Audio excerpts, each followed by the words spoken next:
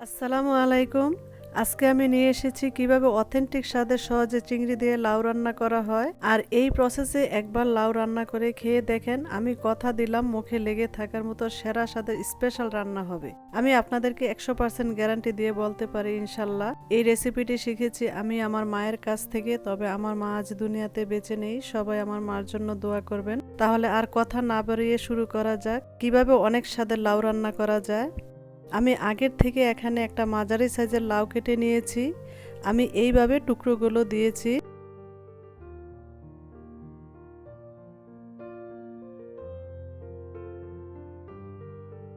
এখন আমি একটি পাতিলে দিয়ে দিচ্ছি 2 কাপ পানি, আর সাথে দিয়ে দিচ্ছি পরিমাণ মতো লবণ, 1 চা চামচ হলুদ গুঁড়া, আধা চা চামচ মরিচ গুঁড়া। এখন চুলায় চলে যাব। চুলাটাকে আমি অন করে দিয়েছি। অপেক্ষা করব বলক আসা আগ পর্যন্ত। অনেকেই ভাবতে পারেন এটা আবার কেমন রান্না, তেলের মধ্যে মশলা না কষিয়ে পানির মধ্যে দিয়ে দিল, তাই তো? এটাই লাউ মজা হওয়ার আসল গোপন রহস্য। ভিডিওটি না টেনে পুরো ভিডিওটি দেখতে থাকুন আমি কিভাবে রান্না করছি। কথা বলতে বলতে অলরেডি বলক চলে এসেছে। এখন আমি কেটে নেওয়া লাউগুলো দিয়ে দিচ্ছি।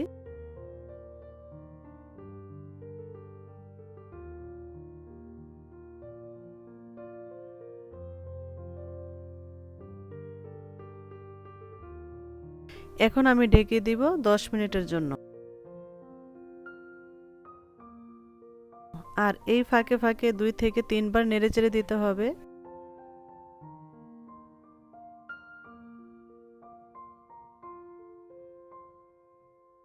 তারপর চলে যাচ্ছে চিংড়ি মাছগুলো ভেজে নেওয়ার জন্য। আমি এখানে কিছু পরিমাণ চিংড়ি মাছ নিয়েছি। এগুলো আমি আগের থেকে কেটে কুটে রক ফেলে দিয়ে পরিষ্কার করে ধুয়ে নিয়েছি। এখন এর মাঝে দিয়ে দিচ্ছি 1 চা চামচের মতো হবে হলুদ গুঁড়ো, আর দিচ্ছি লবণ। এখন ভালোভাবে মাছের সাথে মেখে নিব।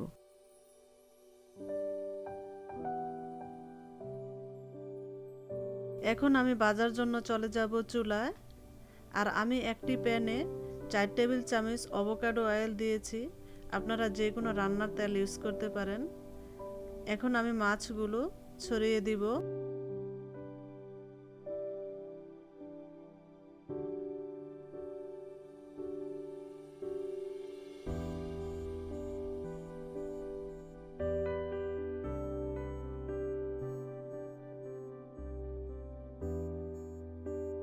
এই পর্যায়ে আমি উল্টিয়ে দিচ্ছি। চিংড়ি মাছগুলো ভাজা হয়ে গেছে। এখন আমি চুলা অফ করে দিব। আর এদিকে দেখে নিচ্ছি আমার লাউয়ের কি অবস্থা। দেখে বোঝা যাচ্ছে লাউগুলো আমার হাফ সিদ্ধ হয়ে আসছে। এই অবস্থায় দিয়ে দিতে হবে 5-6টি কাঁচামরিচ। আমি মাঝখান দিয়ে ফালি করে নিয়েছি। আর দিতে হবে পেঁয়াজ পেস্ট। আমি এখানে 2.5 টেবিল চামচ পেঁয়াজ পেস্ট দিয়েছি। এরপর দিয়ে দিব 1.5 চা চামচ ধনিয়া গুঁড়ো। এখন আমি ভালো করে নেড়ে লাউয়ের সাথে মিক্স করে নিচ্ছি।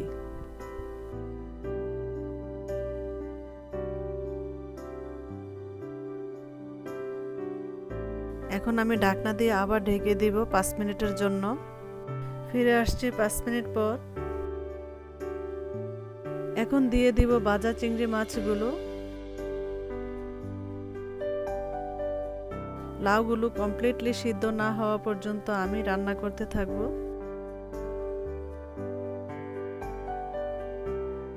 আমি আরেকটি চুলায় একটি প্যান বসিয়ে দিয়েছি। এখন এর মাঝে দিয়ে দিব 1/4 কাপ অ্যাভোকাডো অয়েল। তেলটা হালকা গরম হয়ে আসলে দিয়ে দিব 1/4 কাপ পেঁয়াজ কুচি। এখানে আমি কোনো রসুন ইউজ করব না, কারণ রসুন দিলে হয় কি লাউয়ের যে একটা নিজস্ব ফ্লেভার বা স্বাদ আছে এটা নষ্ট হয়ে যায় এবং খেতে তত একটা ভালো লাগে না। আর পেঁয়াজ দিয়ে ভাগার করলে লাউয়ের স্মেলটা সম্পূর্ণরূপে অটুট থাকে। আপনারা একবার আমার মতো রান্না করে খেলেই বুঝতে পারবেন তফাৎটা কতটুকু। পেঁয়াজগুলোকে আমি ভাজতে থাকবো আনটিল ব্রাউন হওয়া এক পর্যন্ত।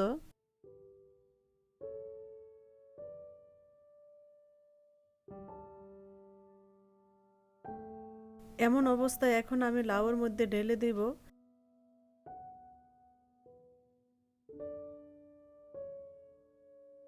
হালকা একটু নেড়ে মিক্স করার পর তৎক্ষণাৎ সাথে সাথে ঢেকে দিব যাতে বাগারের সুন্দর স্মেলটা চারিদিকে ছড়িয়ে যায়।